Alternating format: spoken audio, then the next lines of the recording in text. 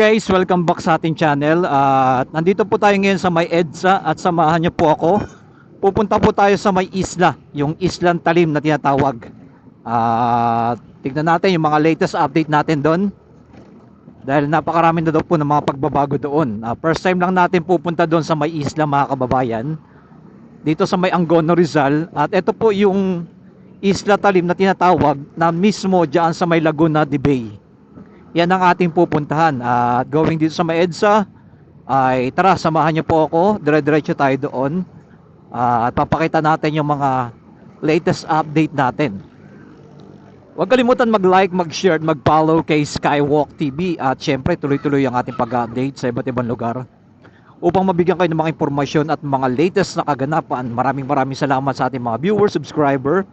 At syempre, gusto kasi rin makita ng ating mga kababayan kung ano na po bang kalagayan ng isla. Meron na po kasi mga latest update po doon na merong ginagawa na pong windmill farm. At meron na rin po yung kalsada na paikot doon sa may isla, ginagawa na rin. Tara, at puntahan natin. Tingnan natin yung ating mga mangyayari sa ating paglalakbay. Okay? Maraming salamat sa inyo lahat dyan. Update ko po kayo mamaya doon na mismo sa ating mga dadaanan. Na to ay papuntang Morong tsaka Cardona. Tayo, dire-diretso lang tayo. Ayan, malapit-lapit na po tayo. 10 minutes na lang po, 2.7 kilometers na lang.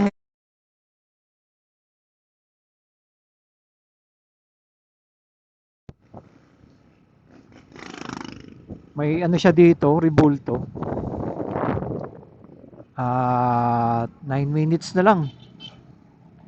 Dire-diretso na tayo. At nandito na tayo sa may University of Rizal. Ayan o. Etong left side natin. Malaki-laki rin tong eskwela nito, no? University of Rizal.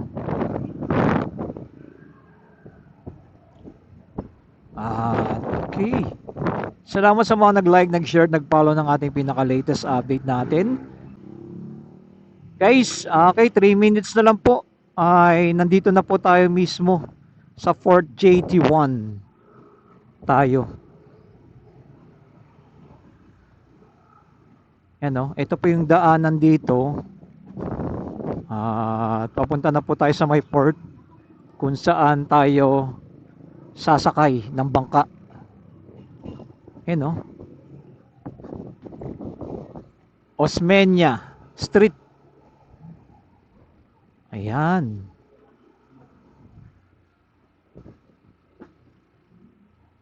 Lapit na, 2 minutes na lang. At eto na po. Dito na tayo sasakay. Eto na, Ayun, tanaw na mismo yung isla, At eto na mismo. Yan,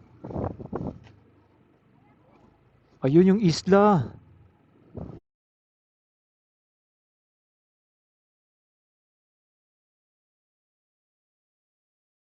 JT1 po tayo. Ayan, Barangay Libis. Yan, nasa may Barangay Libis na tayo. At ito na po mismo yung isla sa may, ayun, ang lawak din pala ng isla. No? Ang lawak ng isla, guys, Barangay Libis na po tayo. Doon tayo sasakay ng bangka. Ayan, sakayan ng bangka. Pero kailangan natin parking tayo. Hanap tayo ng parking.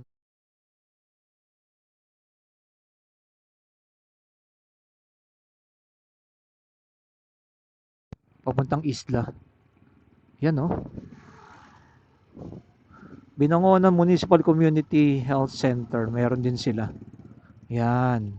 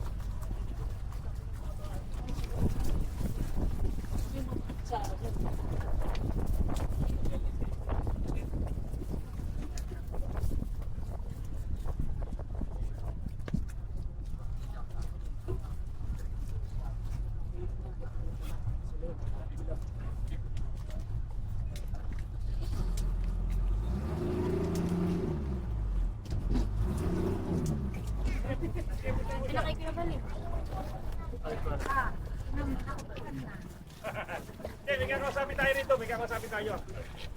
Okay, niyatid na ako sa uno eh. Okay, okay. Tayo guys. Balikan mo. Bayad ko.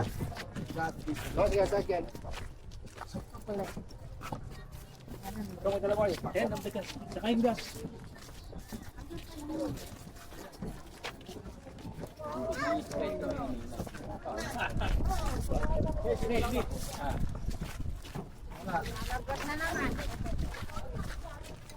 Suba eh. Guys, dito na tayo.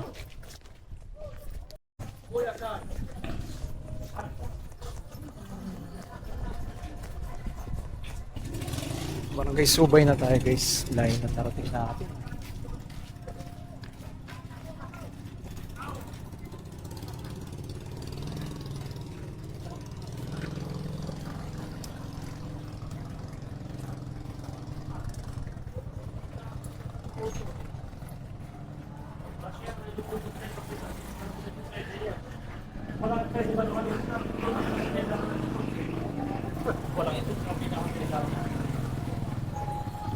Kaya dito na ako.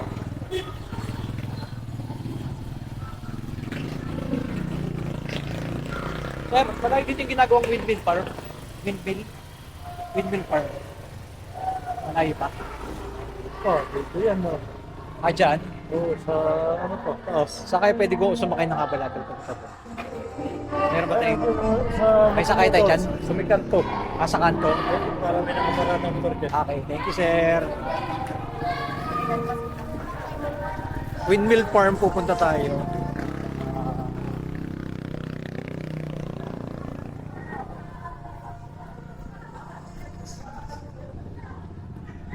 Windmill farm.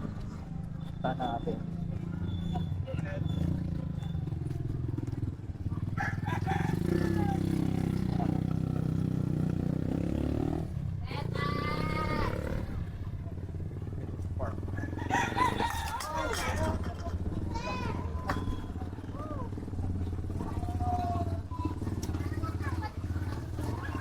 Layo-layo pa daw.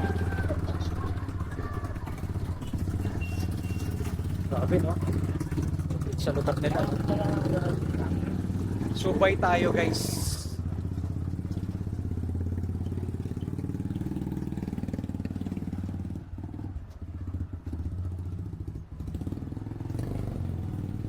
Dito. Sir, sakayan ng papuntang ano, sa windmill farm na ginagawa. Sa banda dito, banda yun. Pupunta ako sana eh. Sino po yung sa dyan yung tao? Hindi, papaliparan ko lang ng drone. Ah, dito po, sa taas. Saan banda? Sa may papuntang bugbo. Malapit lang dyan? O, doon sa taas ng simenteryo. Ah, okay. Dire-diretso lang ako. O, sakay na lang ako, sir. Ah, Yung sige. pinaka-ano ng windmill? Magkano, sir? Saan ba yun? Ah, magkano ba yun? 30 lang po. Sige. Kabalikan lang. Papaliparan ko lang ng drone. Eh, siyempre, naprobahan naman po yan. Kaya, wala na yung magagawa. Nabayaran na pati yung area na yan. Oo, may nabayaran na rin. Yung iba, yung mga nag-iba. Matagal na kayo, sir, nakatira dito? Oo. Dito ko na rin, sir, lumaki. Dito, dito ako nakapag-asawa. Dito ko nakapag-asawa. Matagal na rin ako dito. Oo. Kamusta po yung hanap po inyo naman dito, sir? Ito lang, nabal. Sabay isda. Ano ito yung cemetery niya? Ang vlogger kayo, sir? Oo, sir, nagpa-vlog ako. Gusto ko na ipakita yung lugar dito tsaka yung windmill na lugar. Yung hindi pa nagawa. Yung kinakal ko lang. Hindi rin po yan, sir, sa nag-ano kasi. Namamahala. Oo. Pinaka talaga.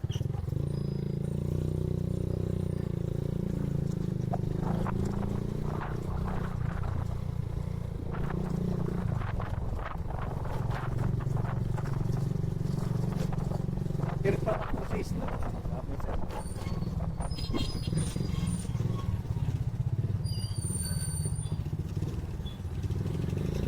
Minsan bumibili pa itong mga gamit sa ano pa talaga, no? Sa agroon pa. Ay, tay.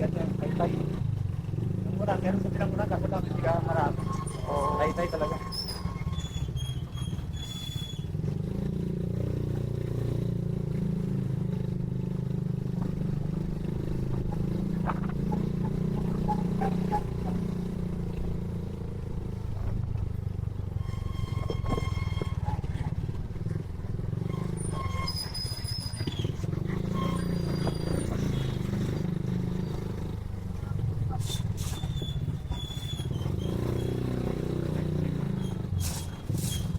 Hindi umatras kayo ng computer. Ah, sige. Tulak. Ano ka lang? Yan na ba tayo papaliban, sir? Doon pa, sir, sa kalsada na ano. Ah, sige, sir. Punta tayo doon. Try natin kung kaya ng motor. Eh, kahit hindi na mapunta, sir. Para maganda yung pagpaliban nyo. Para ano lang yung... Mataas kasi doon, sir. Kita mo lahat. Yan ang Mount Tagapo, sir. Yung minagat ng mga... Nasaan, sir? Ito po, ayan o. Ah, yan yung Mount Tagapo. Oh, yan yung daan na yan, sir. Oo, yan yung ano na... Oh, yan yung susong dalaga. Oo. Ayan po, yun siya. Marami din umakit dyan, sir, no? Marami pong daan dito. Mount Tagapo? Oo, yan po. Yun pala yung Mount Tagapo. Yan. May mga nag-stay sila dyan sa taas, sir, di ba? Sa summer, di ba? Oo. Yan, marami na mga akit dyan. Oo. Hindi naman mahirap pagkata dito, sir. Aabutin ang drone mo yan, mga sir. Ha? Aabot ang drone mo doon. Oo, sige, sir. At makita ko sa inyo. Spot dyan. Doon ang pinakadulo namin. Kasi dito sa kayo punta Laguna. Ah, ganun? Oo. Dito ako nag-atid, sir, kada madaling araw. Kaso walang ilaw dito, sir, no? Wala nga po, wala kang solar, kahit solar. Wala kayong solar, no? Doon na sa amin, barangay namin. Eh, paano pag madaling araw kayo mag-atid, madilim? Ilaw po. Diyan, nagbabahan ako ng flashlight pag emergency. Oo. Ito na pala sa kayo papuntang Laguna. Oo. Galing ko sa amin, 300 ang pumatay, pumunta rito. Oo. Kung nag-galing ako. Pero pag araw, 250 lang ano. Oo, delikado kasi gabi. Kaya nga po. May sakay pa pala papuntang Laguna na dito. Pero sa Tarusa po. Pasong Tarusa ang ano. Naka may bigaa. Yan ang ano dito na buhay, sir. Oo. Yan mga ito galing sa bundok yung ano, kawayan. Kawayan po. Yan dito po. Ito po yung pinaka dulo namin na natiran. Pero may sada dun sa kapaliparan. Mas maganda dun para makita mo lang. Natin yung spot. Yung tower na ito.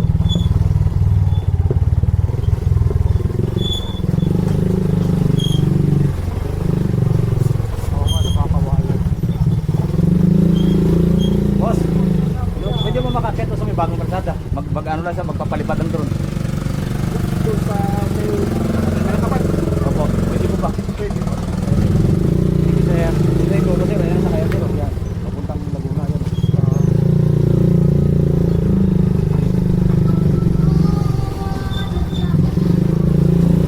Alam niyo sir, dito yung ano, yung floating isla.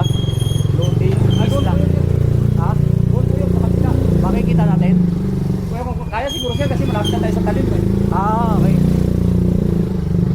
Mapapaliparan natin ang drone. Floating isla. Pwede pala makapasok na. Kaya tinanong ko eh. Pwede po tulad ng bagong kalsada eh. Maganda ito paghapon eh. Yun yung ano eh. Nakaban. Oo, yung sunset. Yung ano. Oo, sunset. Ang dami ng ano doon eh. Vlogger dito sir, pupunta. Oo. May sikat na vlogger na dito sa talim kasi paalam. Yun yung pinapanood ko, yung nakatira dito sa isla eh. Oo, yun sir. Si ano, nakasalamin na ano. Tablan ba yan? Ha? Yung tablan? Nasubutan ko pa nga sa Facebook. Nakapanood ko rin lagi yung ano. Yung content kasi niya dito sa isla eh. Kasi may pinost siya ng may ginagawa na nga dito ng ano, windmill. Oo. Tapos yung gumuho yung lupa na parang ano, gumuho yung lupa. Oo, dyan yun sir. Bakit kayo gumuho sir? Gumuho, hindi mo rin alam.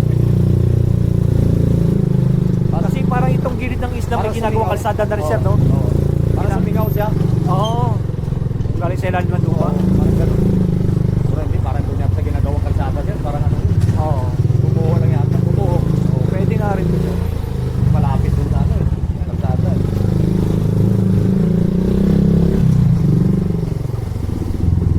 Pero yung ginagawang kalsada nito sir, paikot. Hindi pa po sir lahat tapos. Hindi pa tapos. Yung doon sa kabila sir, wala pa doon. Pero sa hinaharap, paikot din talaga. Oo, pero talaga nila. Yung target nila. Oo.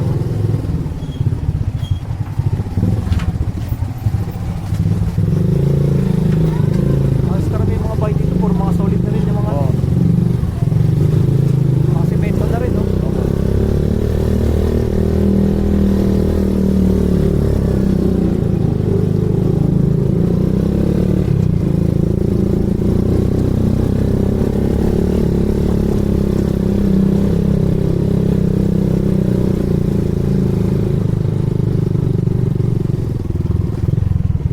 Malakaban po ito? Baka nakapasok dito sir. Ganun. Ito lang ang dulo namin yung ano kayo na sinuro ko sa'yo. Hanggang doon lang kami.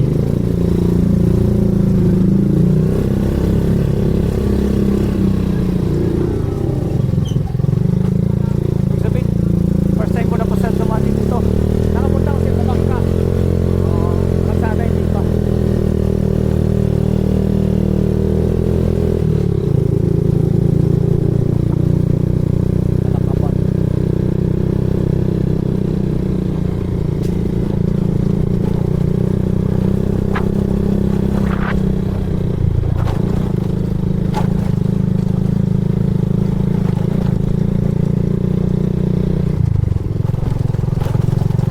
Ganda na rin pa dyan itong spot na rin dito.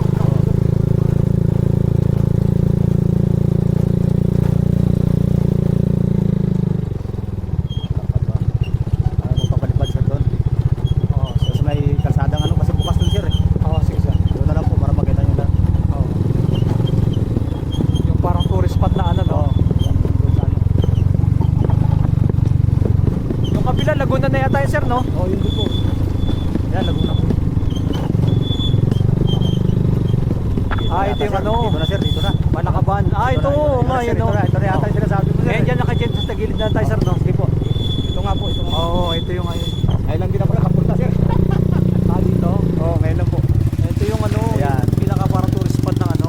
Alam kong windmill dyan sa taas. Sir, ganda. Hindi po. Pati parang ako dito.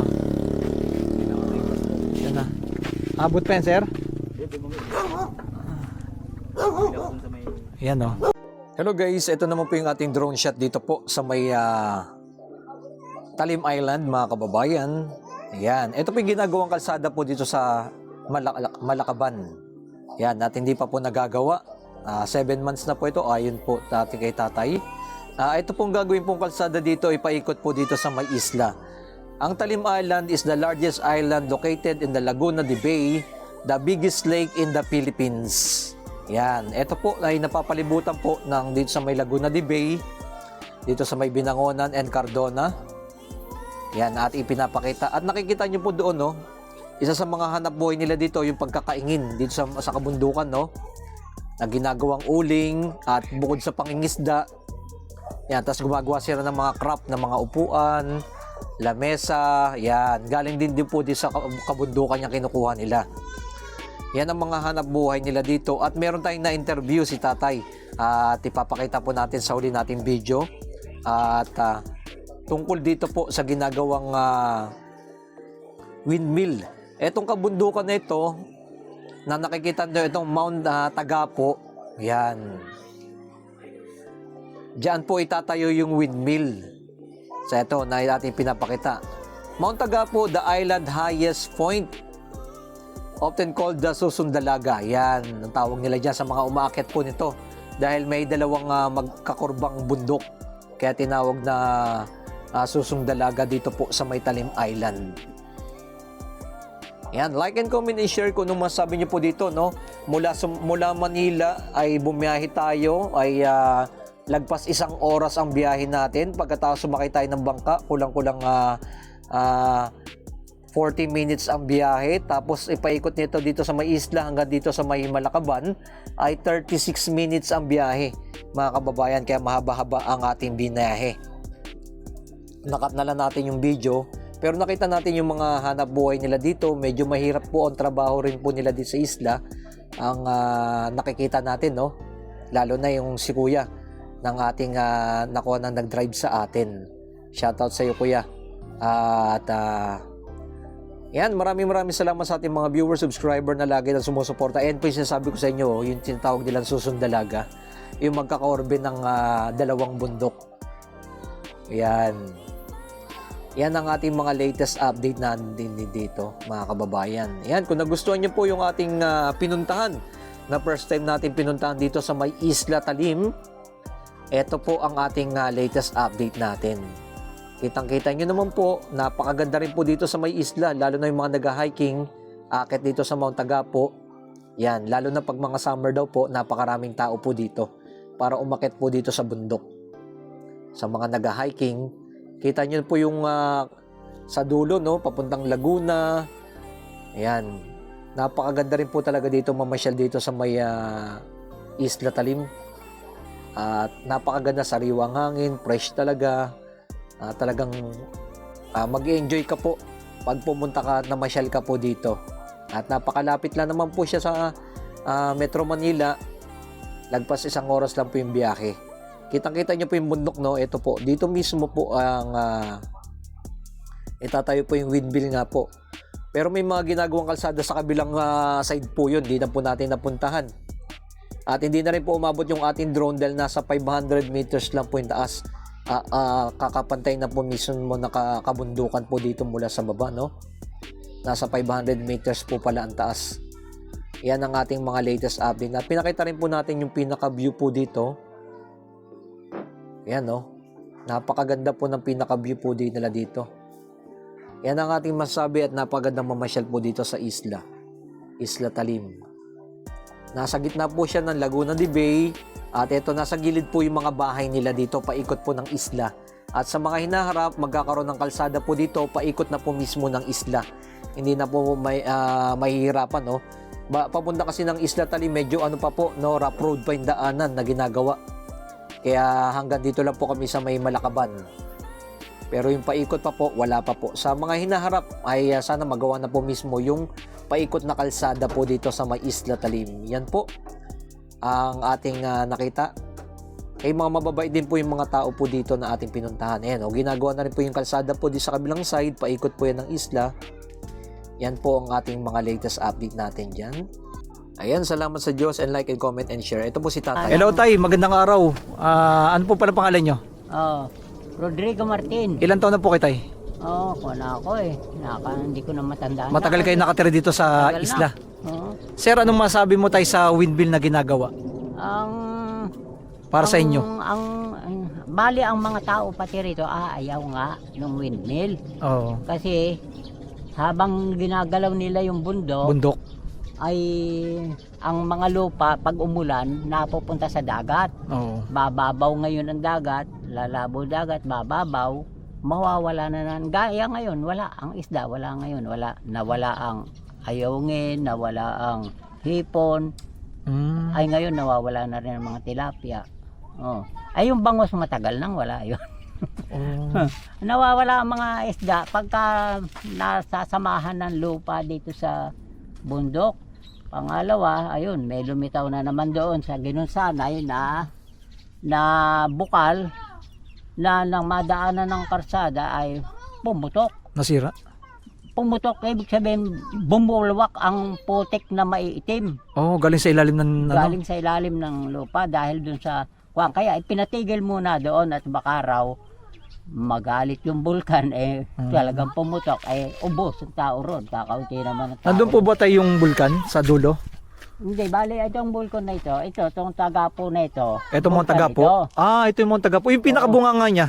Ay, meron siya mga ugat doon sa sa ang tawag ay Ginunsanay.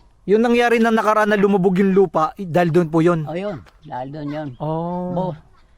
Pumutok muna, pagkatapos bumulwak ang mga putik na kulay itim. Pagkatapos lumubog ang lupa pa.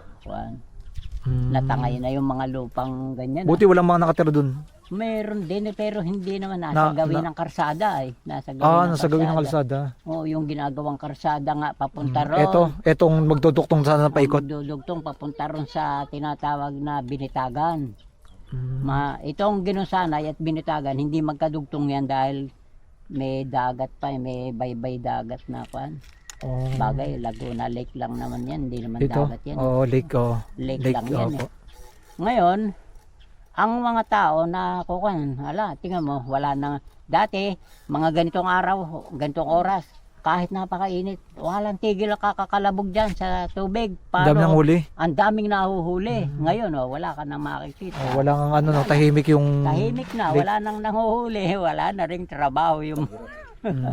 Wala na rin trabaho yung mga tao, kaya ayaw talaga sana nila niyan. Ang kaso, pagka minsan sinasabihan, huwag na ninyo masyadong kuhanin ang inyong sarili dahil yan ay proyekto ng gobyerno. Hindi natin kayang pigilin yan. Pero mas makakamura ng kuryente pag nagawa yan dito sa isla. Oo. Ang sabi sa bayan yan, makakamura sa kamay nilaan. Pero Ah, ganun? hindi Oo. raw.